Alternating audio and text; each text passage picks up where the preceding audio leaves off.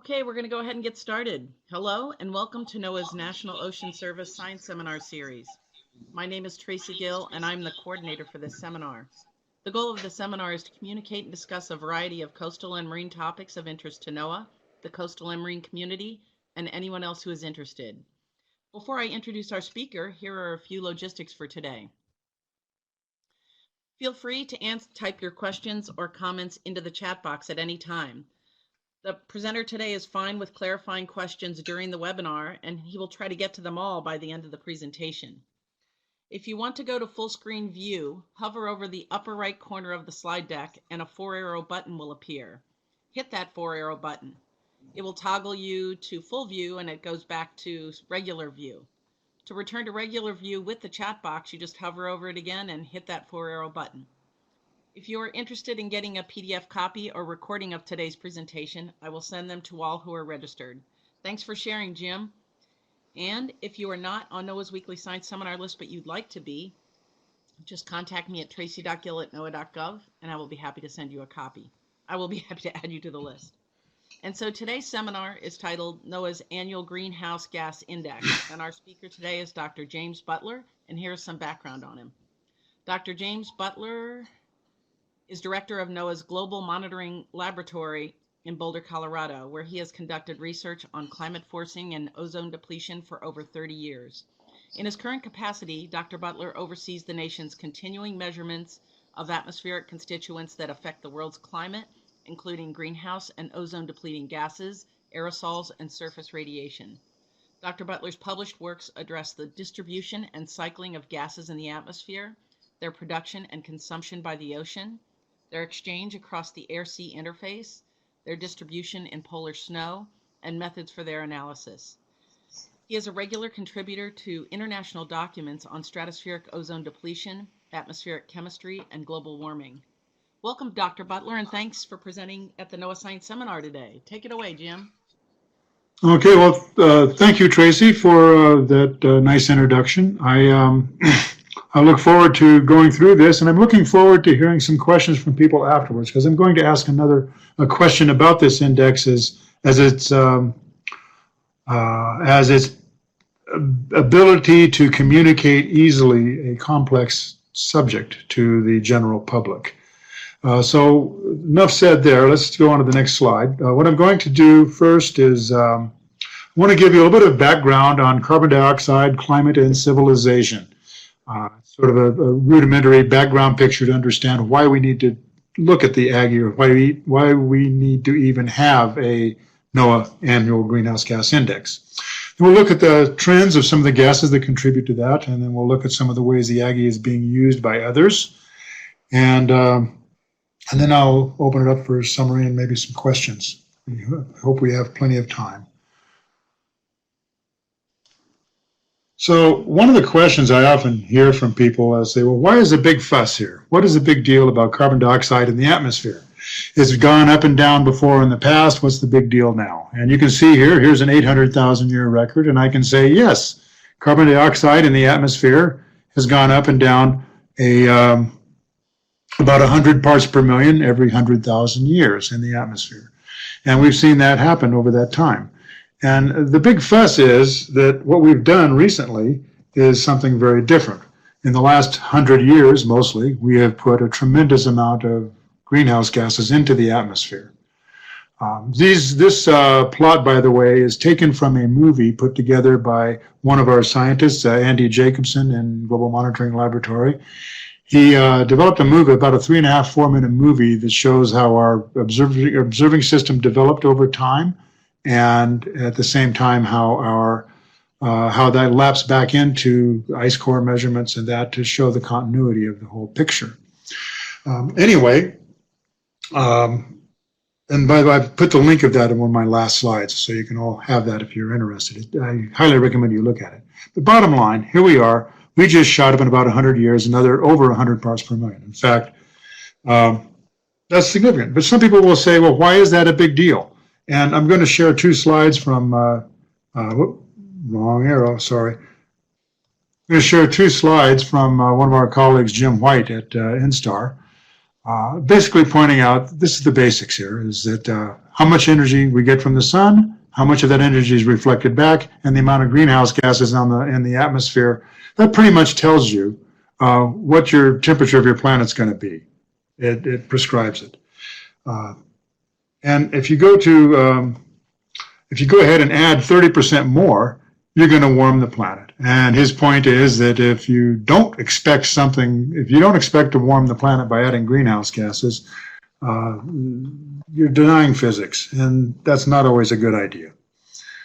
So it is a big deal that CO2 is shot up so fast. So let's go back to that same plot.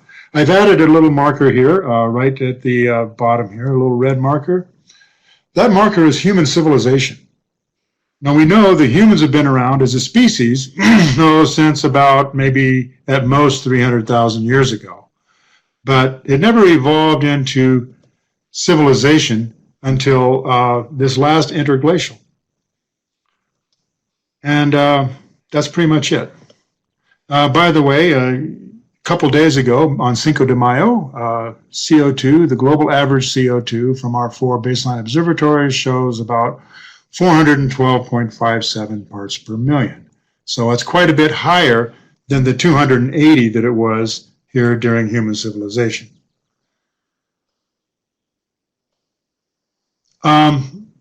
Zooming in a bit more, let's take a look at this human civilization thing.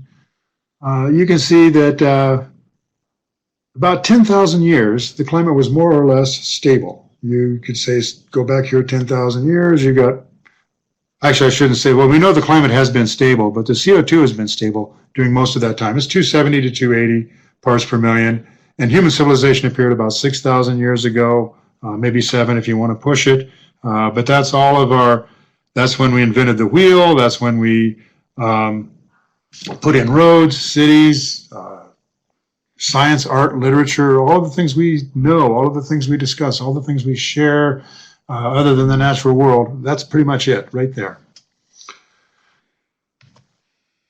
It took about 10 to 15,000 years, depending as to how you want to play the game, for CO2 to go from 180 to 280 parts per million, based on these data. That's a long time, because what we just did in the last 100 years was we shot it up another 100 parts per million. So that's about 100 times faster than has ever happened in the past. And we're stuck with this for a long time. I'll get to that in a minute. So let's zoom in on this a little bit more.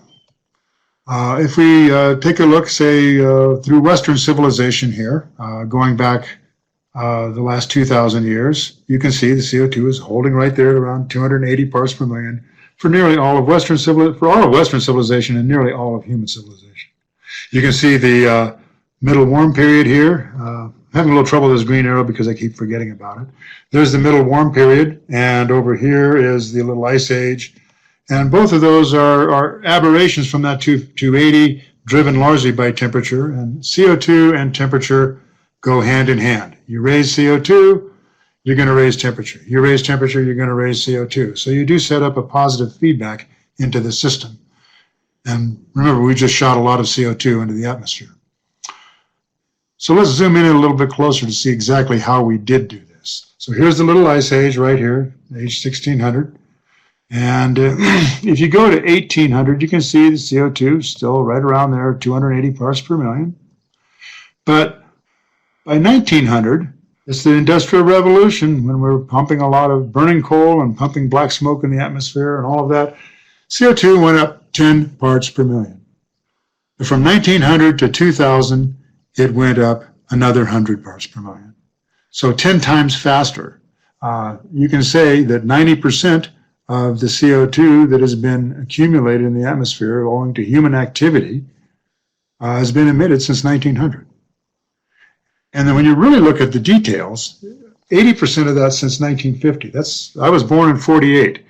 So 80% of the carbon dioxide in the atmosphere today is a result of, has happened during my lifetime. So if you want to blame the boomers, yeah, you can do that. So with that background on CO2 and civilization and all of that, we were looking back in the early 2000s and trying to come up with an index to convey the enormity of what society was doing by putting out large amounts of greenhouse gases into the atmosphere. We recognize it's not all about CO2, although CO2 is a very big player in the game. And so we came up with this index called the Annual Greenhouse Gas Index. And we introduced it in this paper in 2006. This was a good time to put something forward like that because climate was a hot item on the public agenda. There was the IPCC Fourth Assessment Report came out. There was the Al Gore's movie.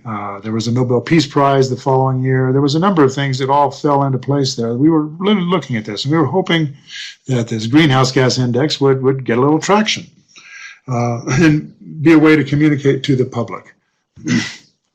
So our approach is, one, we wanted to rely entirely on observations.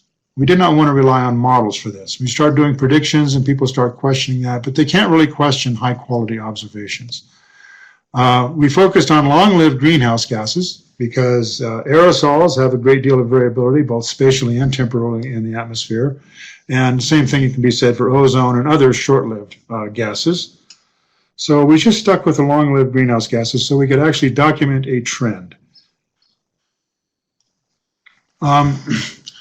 We decided to rely entirely on NOAA's observations because we had strict control over that. They're very high quality, and there's other high quality observations out there in the world as well, but we can't update them quickly. We cannot always pull everything together quickly when we're relying on a number of partners. But if we could manage the data and produce that, we can provide a regular reported, annually reported index. And our goal, remember, is to provide an easily understood measure of how humans are driving climate change. Okay, so to recapitulate, the increasing concentrations of greenhouse gases is going to represent a long-term commitment by society to living in a changing climate. And we can't change that. That's happening now, and that's a fact. Another fact is that climate change has disruptive and uncertain consequences for agriculture, water supply, transportation, and we all know that. The question is, how much is human influence on climate changing every year, year to year, owing to the continued emission of greenhouse gases? So, long-term commitment. One of the best ways I can express or think of expressing the annual greenhouse gas index is the electric blanket. I know people don't use electric blankets much anymore, but some do. But you turn the dial up on an electric blanket, you have an idea that you're going to get warmer. In fact, you know you're going to get warmer just by turning the dial, but you don't get warm right away. So you put greenhouse gases into the atmosphere, the Earth doesn't warm right away. But if you put more greenhouse gases in the atmosphere, you know the Earth is going to warm. Just like if you turn the dial up on your electric blanket, you know you're going to get warmer in bed. The bad part is that with an electric blanket, if you get too warm, you can turn it down. When you put a lot of long-lived greenhouse gases in the atmosphere, they're not coming out quickly. And so you're going to be stuck at those high temperatures or in all of the consequences of those high temperatures, such as more severe storms and changes in precipitation, etc. You're going to be stuck with those for a long time.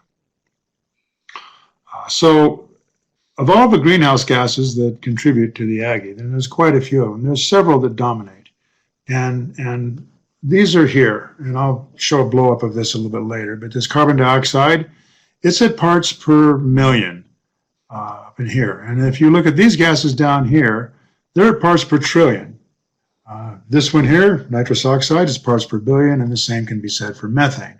So there are several orders of magnitude apart in concentration. And one of the questions we often get asked is, well, why do these guys at parts per trillion matter when you have something here at parts per million? And the reason is they all absorb radiation differentially. And some are more effective at absorbing that radiation. So you often hear that methane is 25 times more absorptive than carbon dioxide. That's true, but it's on a per molecule basis. So you have to consider how absorptive each molecule is, as well as the concentration in the atmosphere. So the way we weight this is by converting each of these concentrations to a radiative forcing its ability to force the temperature of the Earth. And then you have them all on equal terms, and you can compare them one to another in terms of their influence. So if we go to the next slide, question is, well, what did we do last year? How much did we increase it? How much have we increased it since 1990? And which gases are the biggest players? So the next few slides, I will take a look at that. So coming back to these gases, carbon dioxide is parts per million, and it's going up. Nitrous oxide is parts per billion, and it's going up. Methane is parts per billion. But note that methane was slowing down for a while, and there was several things contributing to that. Collapse of the Soviet Union was a part of it. But it seemed to be leveling off, and many of us were thinking, gee, maybe we're reaching some kind of steady state here. That's really cool. But in 2007, it started going up again, and today it's still going up, and even faster than it was in 2007. Interestingly, the methane down here, when it was increasing, we could attribute that quite readily to fossil fuel exploration and leaks and uses of methane. But this is not. This is more consistent with an Earth system response. It's biospheric, microbial kinds of things. So this could be one of those climate feedbacks that we worry about, but we're still trying to understand it. There's a lot of questions there. So methane has gone up, leveled off, and then started going up again. Over here, we can look at these chlorofluorocarbons. Those were regulated by the Montreal Protocol back in the late 80s. And the U.S. Clean Air Act had us cleaning up our act over here. And they gradually the emissions were reduced, stopped, and then gradually these gases began to go down in the atmosphere. And they have 100, CFC-12 has a lifetime of well over 100 years. CFC-11 has one about the order of 50 years. So they'll be in the atmosphere for a long time, but they're going down. Their replacements, over here, chlorofluorocarbon, hydrochlorofluorocarbon 22 are going up because they're being used in place of these. Then their ultimate replacements, because the HCFCs, hydrochlorofluorocarbons, HCFCs there, they also deplete ozone. So their ultimate replacements have been considered to be the HFCs, which are these guys. And they are increasing in the atmosphere as well. And the problem here is that all of these gases are greenhouse gases, as well as 3 of those categories being ozone-depleting gases. So they're of concern, and so we track those as well. They're very low concentrations in the atmosphere, but they have high absorptivity. So these are the gases that contribute to the annual greenhouse gas index. The next thing is which ones are going up faster and which ones are going down. So we try to take a look at the rates of change in radiative forcing from each of these gases. So remember, we've equalized them all by putting them in terms of radiative forcing. And you can see that CO2 is still a very big player. In fact, you can see that increases in CO2 over here and right in there. And when CO2 starts to go up, the total radiative forcing goes up, and they tend to parallel one another. But over here, if you look, you can see the total radiative forcing went down for quite a while.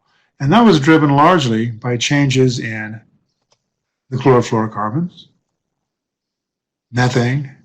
Those 2 gases were declining over time. And so we were actually seeing I shouldn't say they're declining. Their rates of increase were declining, so they were going up less fast. The chlorofluorocarbons eventually crossed a line down here, the 0 line on the annual increase, to where they were decreasing over time. But that helped drive this decline at a time when CO2 wasn't really increasing all that much each year. So if we go on to another one, we can take a closer look at these guys down in here by just zooming in a little more. And you can see the effect of the Montreal Protocol on the radiative forcing in the atmosphere. It was actually quite good. It stopped a huge rise in strong greenhouse gases, and it turned it around, and now we see a gradual removal of these gases over here.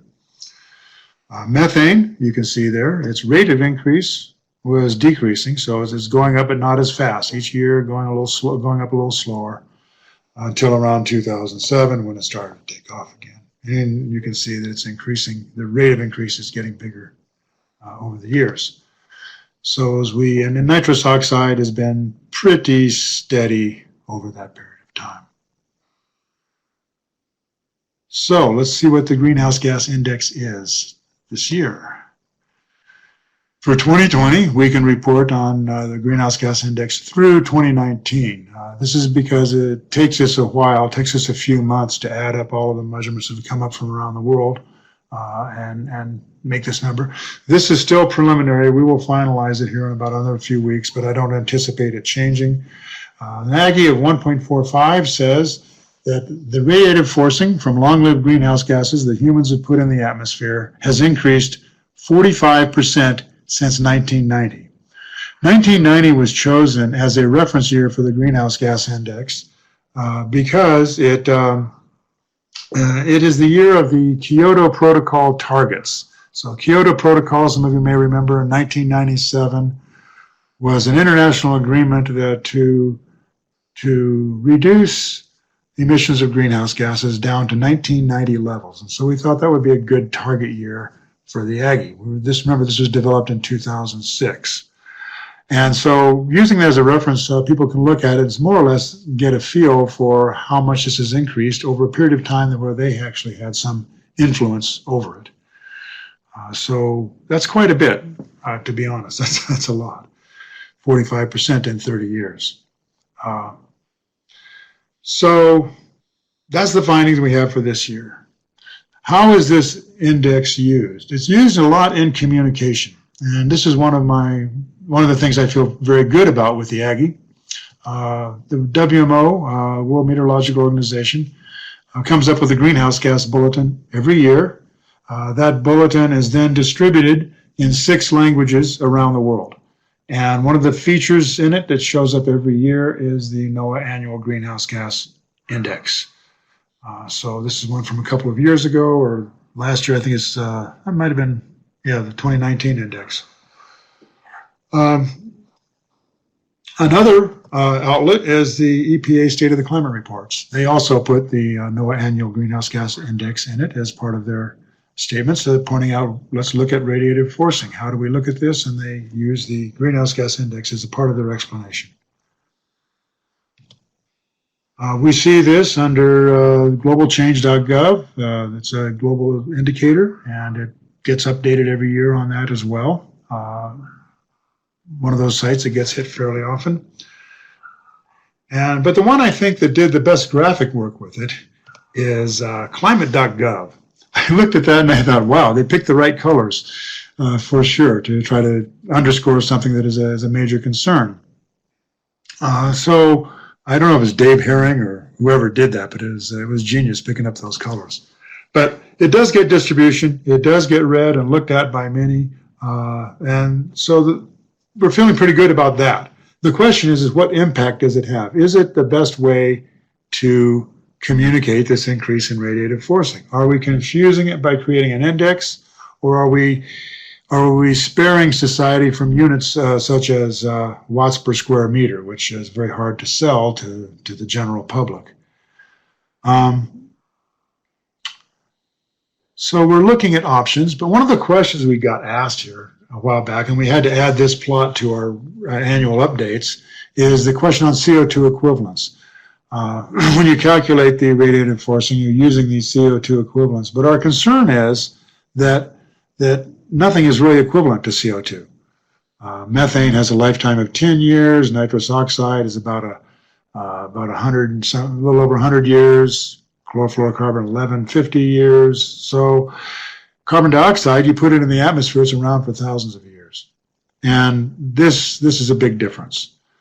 So we generally don't like using terms like CO2 equivalents, but you can see that it tracks the AGGI very closely. You can also see that CO2 now is still a large player, just as it was in the previous slide right here. Right there. You can see CO2 has got about 65% of the contribution. Methane has a smaller piece than in nitrous oxide, CFC12, and then it goes down from there. So stepping through these real quickly.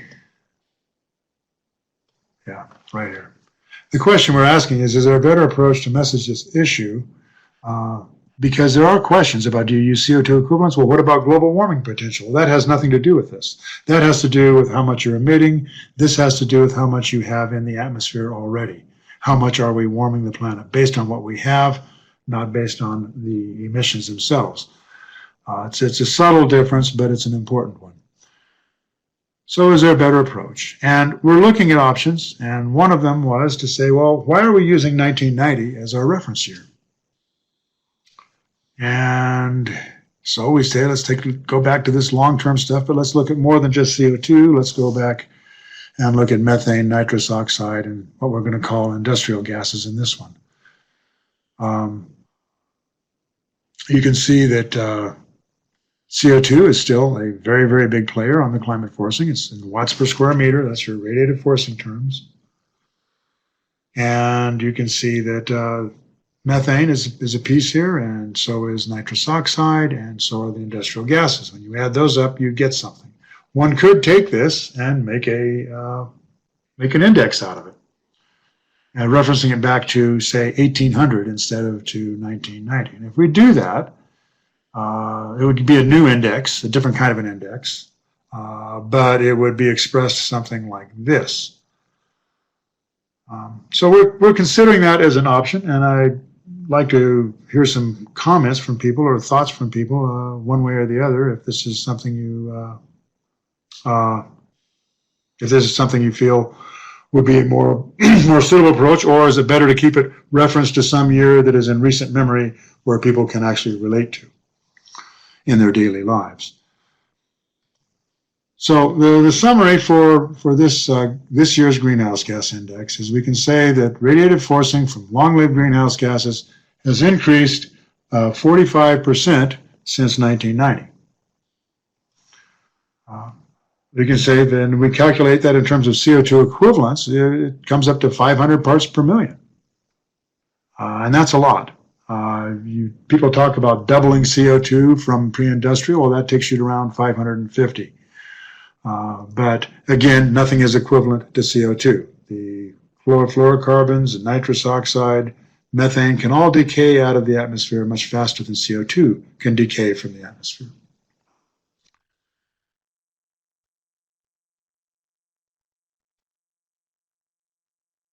And what's interesting, when you look at that rate of increase, going back to that watts per square meter per year, the contribution of CO2 to the annual increase has averaged 90% per year since the year 2000.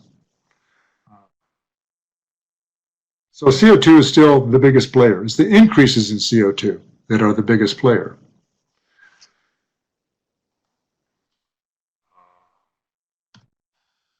Methane has continued its increase begun in 2007, slowly accelerating.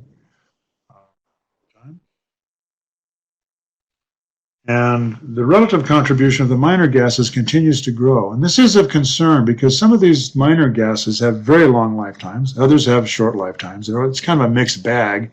And we've treated them in the past as a single mix of gases because they have a small contribution. But some of them are rising slowly. You noticed in one of the plots I showed that HCFC 22 is now a higher concentration in the atmosphere than CFC 11. And so as these continue to increase, we may end up adding additional gases and calling them out singularly as it goes forward. But they're going to be bigger players unless we take action on that. There are efforts through the Montreal Protocol to do so, and I hope those things work.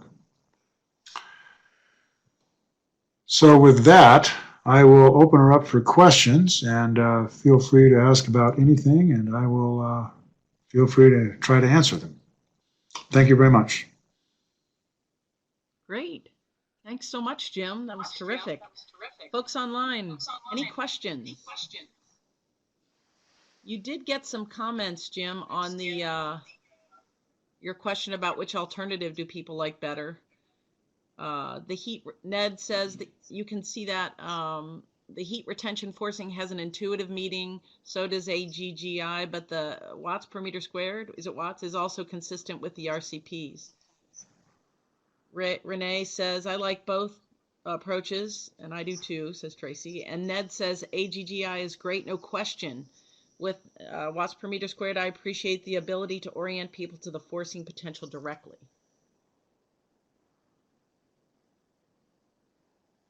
Oh, those came fast. That's good. Oh, thank you. I do like hearing this. It helps guide us. I think that we're scientists. Think of the people you know who are not scientists, and how does that affect their approach? So it's easy for me to say to somebody, since a certain year, greenhouse gases have increased, or the radiative forcing from our greenhouse gases has increased by X percent. People understand percent no matter whether they're scientists or not. So that has been useful. The example I gave earlier on the plot did take the radiative forcing still and make it into an index. I go back.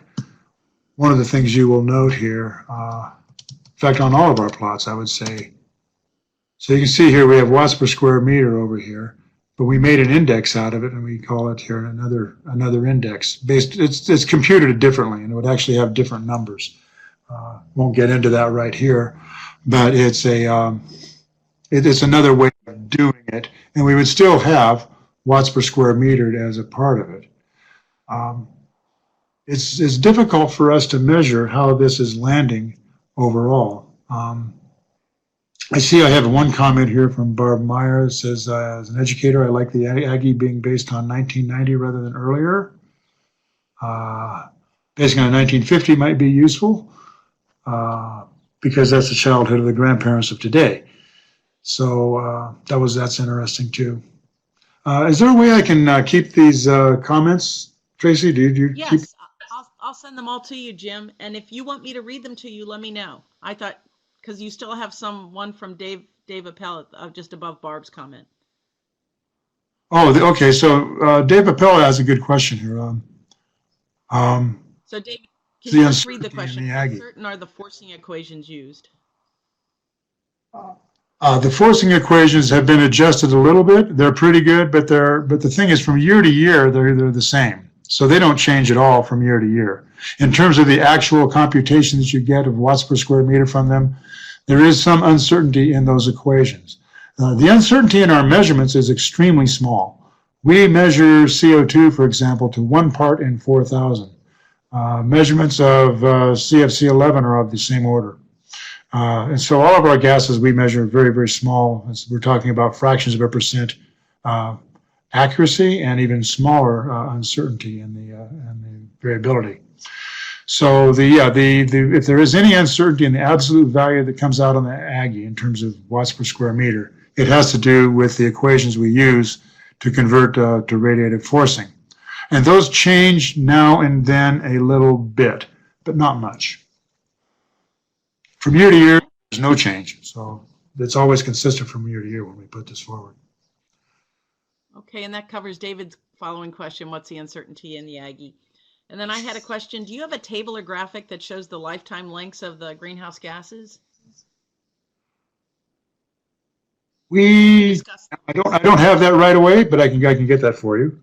We do have a page. We do have a table of all the AGGI values and the I think we have one. We have a link to one that has concentrations. I have to double check on that. But we do have a table in there that provides a good deal of information, and you can actually do your own plots from it. But for the what was the question now? Was the table of the radiative forcing from each? No. I was wondering if you had something to show that you were talking about the lengths of the lifetimes of these. Oh, the lifetimes. Yeah, I don't have that table right in front of me, but I can get that for you. The chlorofluorocarbons are the order of 50 to 150 years. The nitrous oxides, 120. Methane's around 10. CO2 is, like I say, CO2 is complicated. It doesn't really have a lifetime per se. It has several lifetimes, and it has to do with the way that it's removed from the atmosphere. There's several ways it's removed from the atmosphere. There's near-term, short-term removal, and there's several phases of longer-term removal that have a lot to do with ocean circulation. Okay, thanks. And then Rush Schnell asked, Jim, why not present 3 types of graphs to cover the understanding for a range of users? That's a good idea, Russ. Thank you very much. Russ is just retired from Global Monitoring Laboratory. We have lots of AGGI discussions in Global Monitoring Laboratory at times, which is partly why I'm giving this presentation and looking for comments to how people see this. But that's not a bad idea. It's one of the approaches we are considering.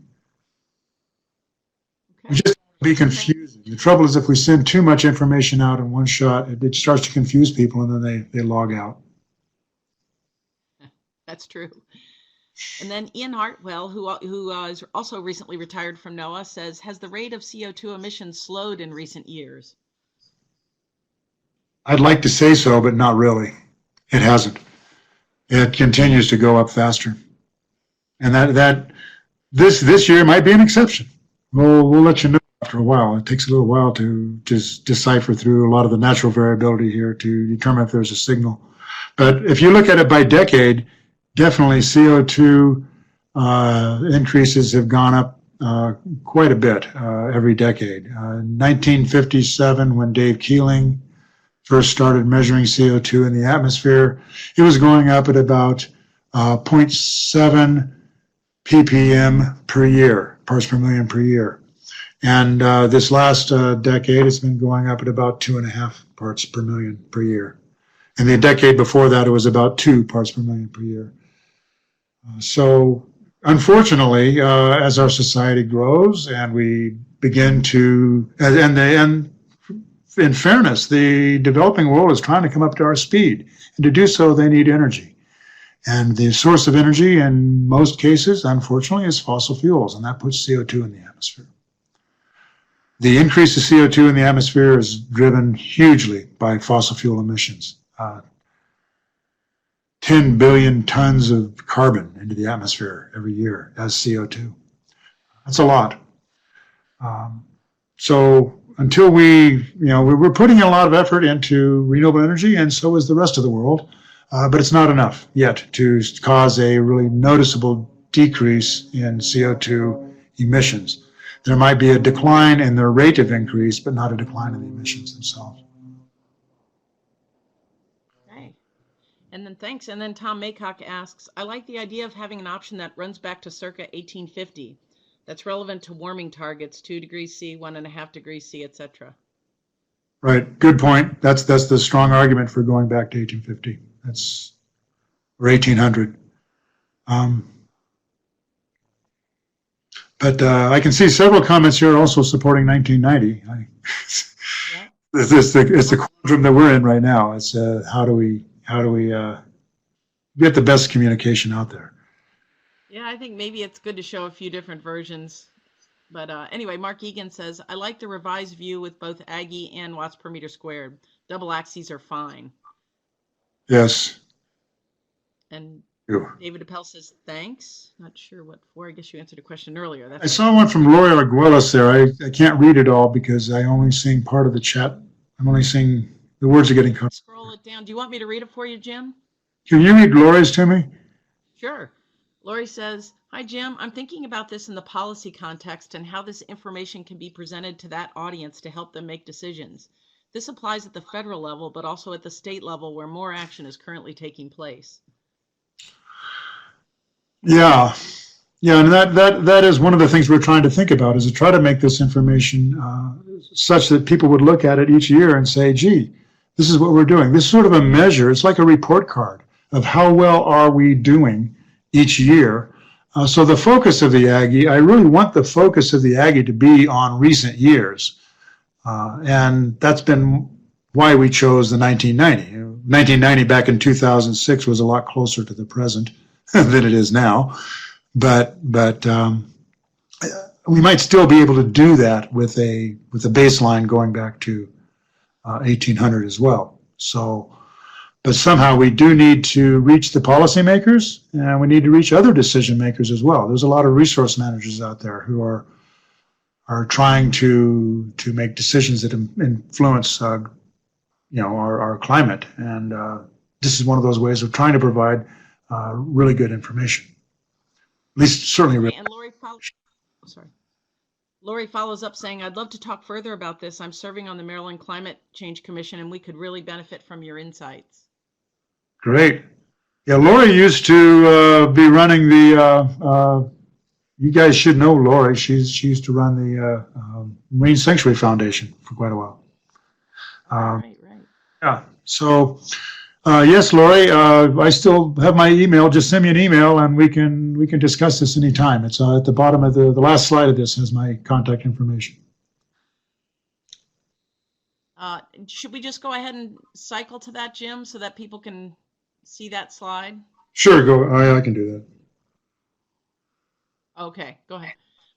And while you're cycling, Renee Tusco asked, you used to have graphics that showed regional emissions. I thought those were interesting.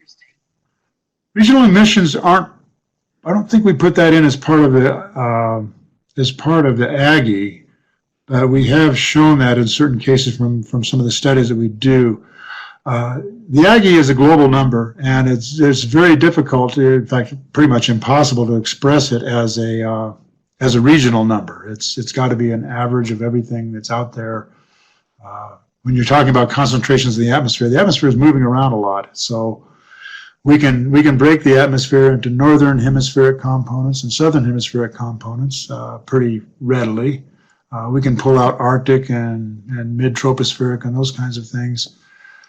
But the rates of change in those areas, and if we show measurements from our baseline observatories, and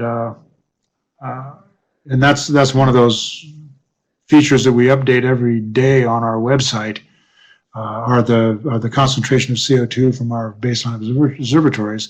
You see huge seasonal swings in the northern hemisphere up around Barrow, Alaska, and if you go down to the South Pole, there's almost no seasonal swings. And this is because of the distribution of vegetation on the planet.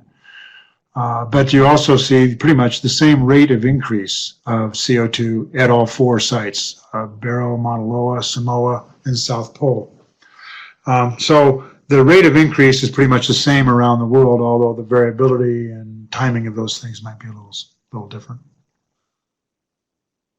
Okay, and then we have a comment from William Ballhofer, who says, the AGGI index based on 1990 and that based on 1800 seem useful depending on the messaging and the audience.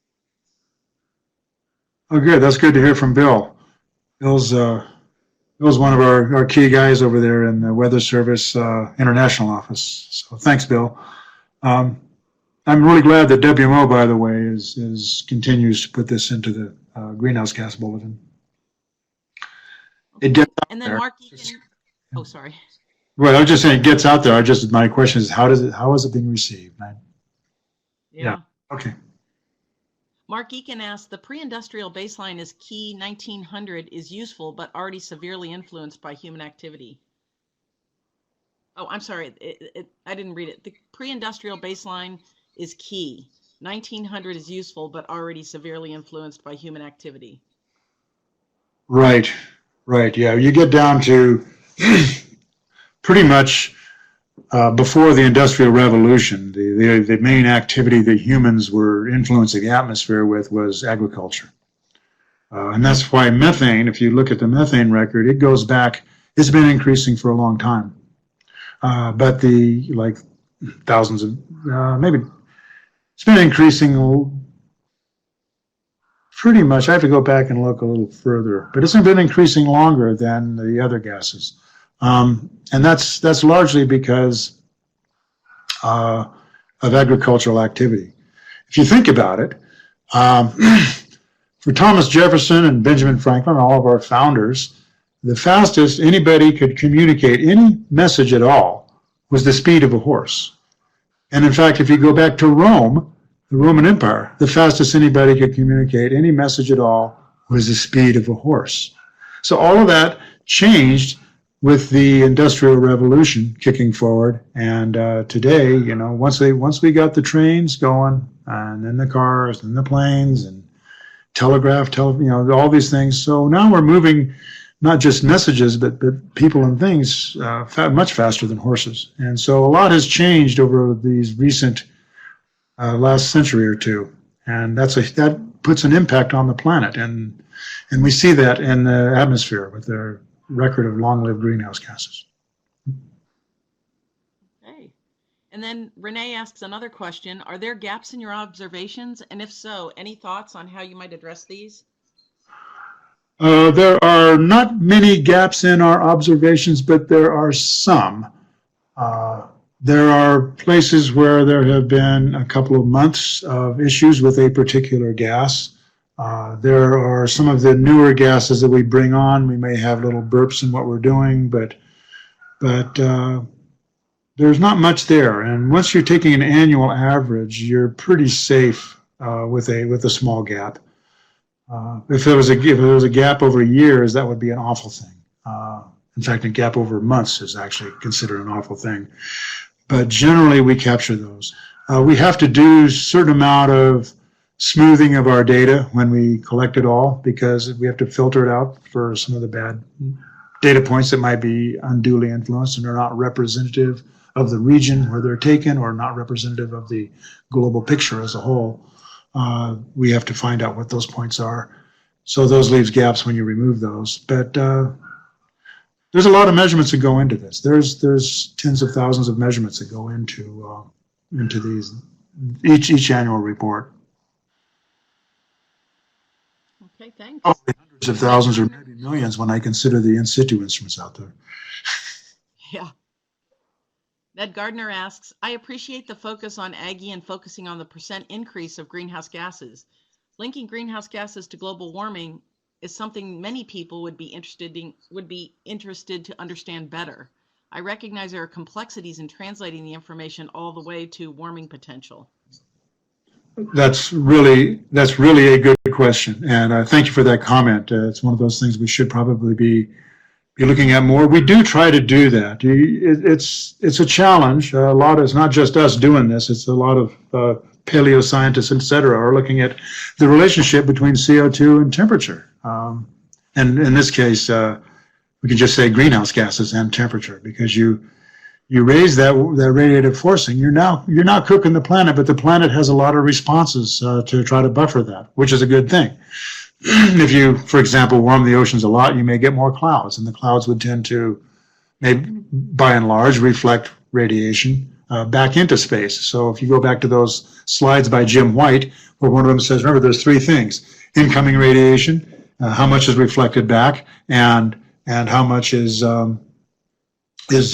absorbed by the greenhouse gases, and that pretty much determines the temperature of your planet. That's a simple concept, but it's a complex computation. Okay. Barb Mayer comments, definitely should have a CO2 graph showing increases from fossil fuel along with AGGI. We need to keep this trend in front of our audience. Good idea. Thank you for that one. I'm going to hang on to it. That's the trouble with the emissions is, one, there's estimates. There's always estimates. They're fairly certain. They're not nearly as certain as our measurements. Our measurements are good. I mean, you can't even put an uncertainty bar on those plots I showed you. They're that good. But the emissions are good to maybe plus or minus 5% at best.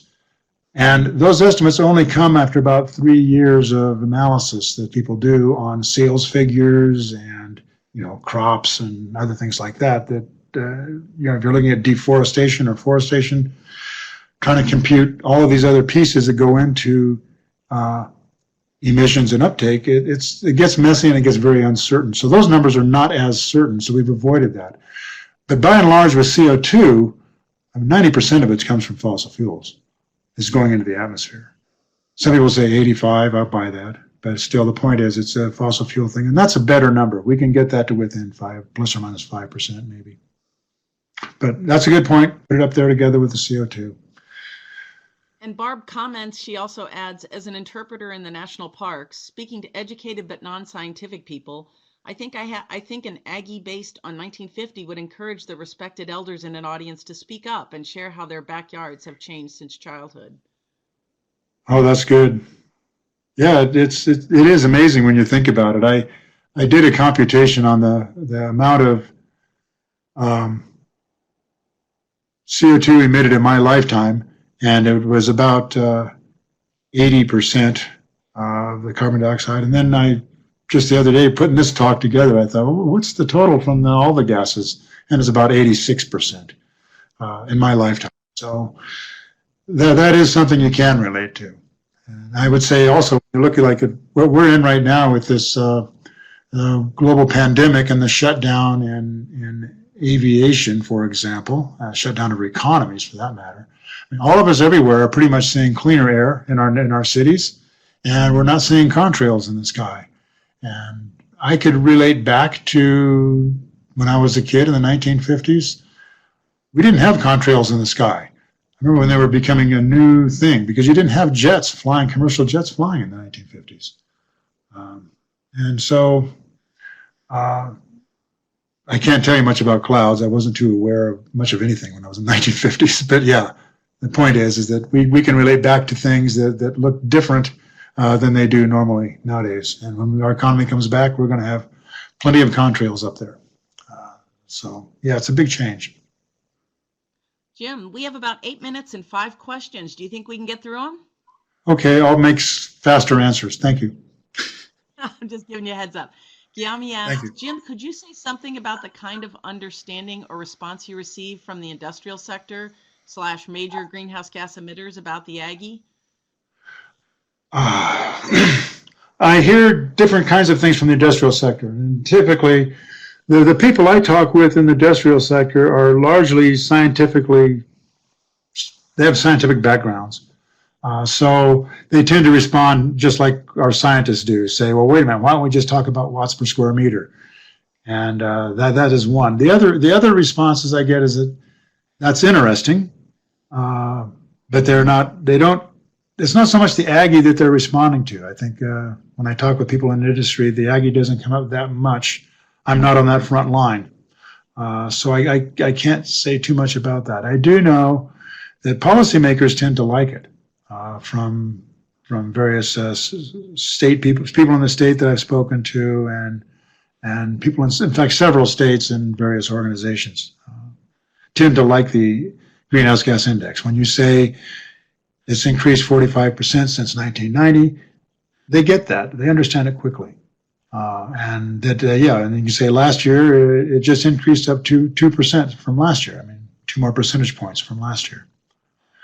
So I get a mixed bag. I wish I could say I was connecting with industry on this, but I don't tend to be on that front line. Okay. Rush Schnell says, Jim, in response to Lori's question, you need 2 graphs, one on greenhouse gas increases and one on the amount of heating thereof. Yes, and that underscores the point made by somebody else earlier in this conversation as well. Yes. And then Jennifer Lewis asks, if you could install a new site anywhere on the planet, where would it be sited? Southern Hemisphere, tropics, subtropics in that area, but probably not because of greenhouse gases. For other reasons, the Southern Hemisphere is not sampled very well overall, and you can say the same thing for the ocean too when you get above 60. When you get higher than 60 degrees south, but we don't have all of the. There's not as many sites you can sample in the Southern Hemisphere that capture these things. So there are some gaps there. South Pacific Islands would work as long as you can get an infrastructure. That's another issue. Okay. But for greenhouse gases, we have a pretty good distribution. We have about 55, 60 sites now where we're monitoring greenhouse gases. We're taking flask samples every week. We have probably 20 sites around the world, many in the U.S., but also our global observatories and various places where we get continuous measurements of greenhouse gases. And we are partnered with WMO, the Global Atmosphere Watch, and that pretty much doubles the number of sites that we have as well. So we have pretty good coverage, but I think overall, when you consider the large picture, looking at things like aerosols and clouds and other things like that, the lean comes from, I would say I would lean towards the South Pacific. Okay, thanks. Because I want to. Richard Rosen asked, oh, sorry. Has the current pandemic impacted your observations and operations? Actually, that's a good story, and thank you for asking that. The answer is a little bit, but we're doing really, really well. I think for a while there, we were running around 90% of our ability to capture, to collect flask samples from around the world.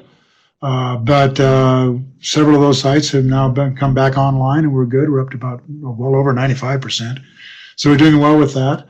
A lot of our measurements of clouds, aerosols, radiation, they're all continuing very well. Our measurements of stratospheric ozone are doing okay. So is our WMO partners on that. Our chlorofluorocarbon measurements, you've probably seen these papers that come out on chlorofluorocarbon 11 lately because of cheating by various nations on the Montreal Protocol, that got captured because we had these long-term measurements going.